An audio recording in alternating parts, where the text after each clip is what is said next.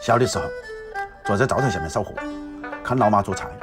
黑色的大铁锅随着大勺翻动的节奏，各种绵绵升起的热气，像那醉人的人间烟火。一道简单的农村家常菜，却是我吃到的最美味道。把腊肉洗干净后投入锅中，撒上几个花椒，淋上少许料酒，盖上锅盖，大火煮25分钟。